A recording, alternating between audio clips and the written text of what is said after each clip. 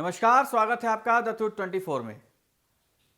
उत्तराखंड में जैसे जैसे चुनाव नजदीक है वैसे वैसे एक से एक चेहरे सामने आते जा रहे हैं, एक्सपोज होते जा रहे हैं।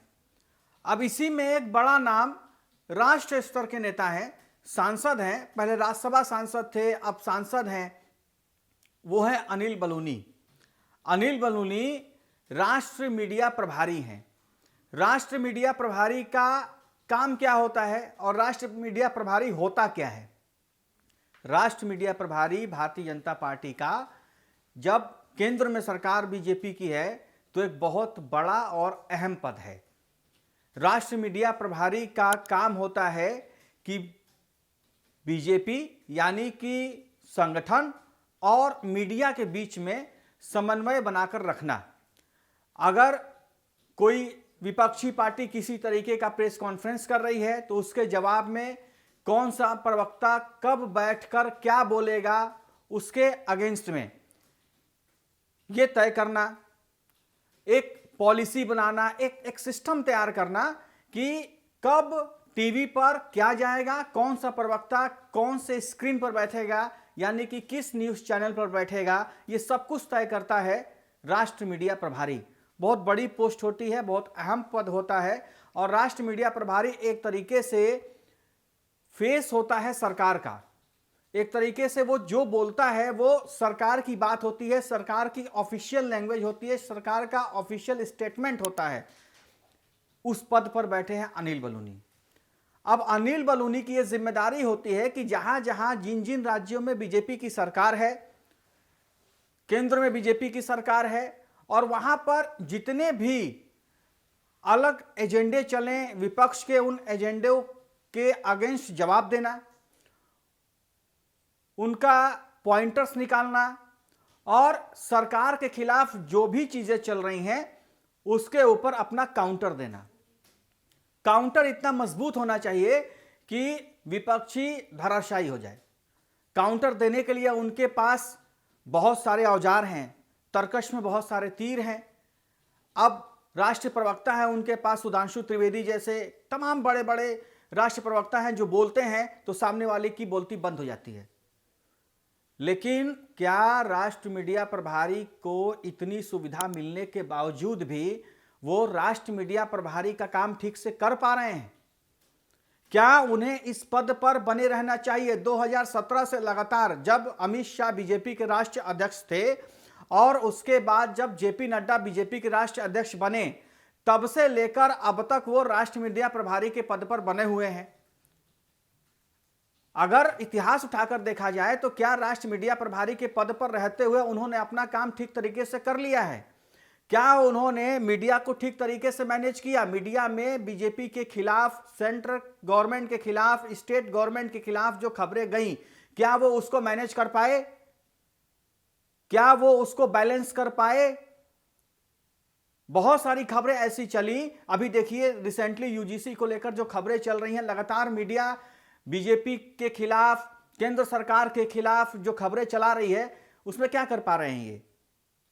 इससे पहले भी तमाम जो मुद्दे आए उसमें प्रधानमंत्री के खिलाफ जितनी खबरें चली, क्या कर पाए उसमें? बीजेपी के खिलाफ खबरें चली, क्या कर पाए उसमें? स्टेट्स के खिलाफ खबरें चल रही हैं, क्या कर पाए उसमें? ये कुछ नहीं कर पाते हैं। ये सिर्फ मीडिया रूम में बैठकर लोगों के साथ बातचीत करते हैं और इनकी चिंता सिर्फ एक होती है, और वो चिंता राष्ट्र स्तर पर बैठकर ये करते हैं कि उत्तराखंड में कब धामी की सरकार जाएगी और अनिल बलूनी मुख्यमंत्री बन जाएंगे।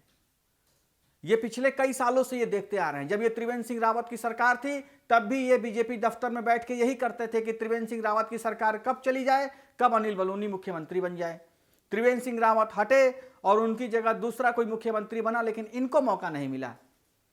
उसके बाद जब वो हटे तो पुष्कर सिंह धामी मुख्यमंत्री बने, इनको मौका नहीं मिला। इन्होंने लॉबिंग की लेकिन कर नहीं पाए, मुख्यमंत्री बन नहीं पाए। और आज भी जैसे जैसे चुनाव नजदीक आ रहा है, इनकी जिम्मेदारी है कि उत्तराखंड में, क्योंकि ये बीजेपी के राष्ट्रीय मीडिया प्रभारी है, अगर कोई खबर फैलाई जा रही है, जैसे अंकिता भंडारी केस को लेकर जिस तरीके की अफवाहें फैली, उसको काउंटर करते ही है, लेकिन काउंटर करने के बजाय इन्होंने आग में घी डाला। इन्होंने खुद वहां के सोशल मीडिया को प्रोवोक किया, करवाया कि वो धामी के खिलाफ खबरें चलाएं। खबरें चली, एक भी खबर रुकी नहीं, जबकि खबर चलती रही। और खुद भी अब खुलकर सामने आ गए हैं अपनी सरकार के खिलाफ, पुष्कर सिंह धामी के खिलाफ। ये त्रिवेंद्र सिंह रावत को भड़काते हैं, ये धन सिंह रावत को भड़काते हैं, ये अरविंद पांडे को भड़काते हैं। तमाम जो नेता हैं उनको भड़काते हैं और भड़काकर ये कहते हैं कि तुम मुख्यमंत्री बन सकते हो तो तुम मुख्यमंत्री बन सकते हो। और इनकी बातों में आकर जो मंत्री है वो मुख्यमंत्री तो बनने से रहा, वो मंत्री पद से भी हट जाता है। और ना जाने हो सकता है कि 2027 में ये जिसको मुख्यमंत्री बनवाते हो या मंत्री बनवाना चाह रहे हो, कहीं उसको विधायक का टिकट भी ना मिले। तो ऐसे हैं अनिल बलूनी जी। अनिल बलूनी का अगर खुद का रिकॉर्ड देखा जाए तो खुद जो जिम्मेदारी उनको भारतीय जनता पार्टी की तरफ से दी गई है उस पर खरे नहीं उतर पा रहे हैं। उस पर सवाल उनसे नहीं पूछा जाएगा। वो अपने बारे में अगर एक बार आंख बंद करके सोचें कि क्या वो भारतीय जनता पार्टी के द्वारा दिए गए जिम्मेदारी को सही तरीके से निभा पा रहे हैं, तो सवाल का जवाब आएगा ना, नहीं निभा पा रहे हैं। तो क्यों नहीं उनकी जगह पर कोई दूसरा राष्ट्रीय मीडिया प्रभारी होना चाहिए।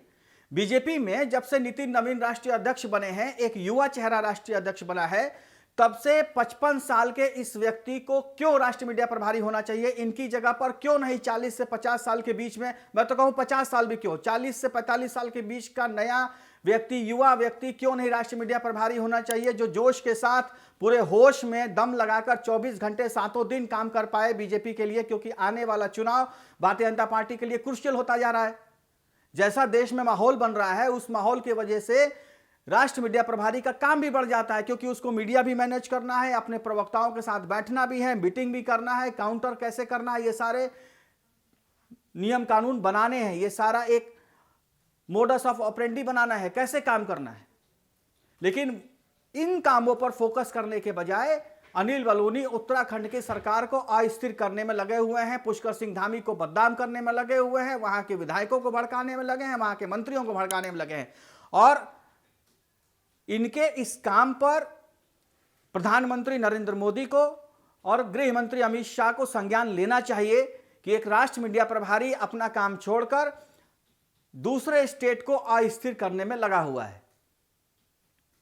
इनके काम की समीक्षा होनी चाहिए कि क्या ये तीसरी बार राष्ट्रीय मीडिया प्रभारी बनने चाहिए या नहीं बनने चाहिए। और अगर बीजेपी युवा चेहरों को मौका दे रही है तो इस बार जब नितिन नवीन के राष्ट्रीय अध्यक्ष बनने के बाद संगठन में रिशफलिंग होगी तो नया चेहरा को मौका जरूर मिलना चाहिए। क्योंकि बीजेपी में भी कुछ प्रवक्ता ऐसे हैं जो इनसे संतुष्ट नहीं हैं, उनके अंदर भी असंतोष है, क्योंकि वहां पर भी ये सही तरीके से काम नहीं करने देते हैं।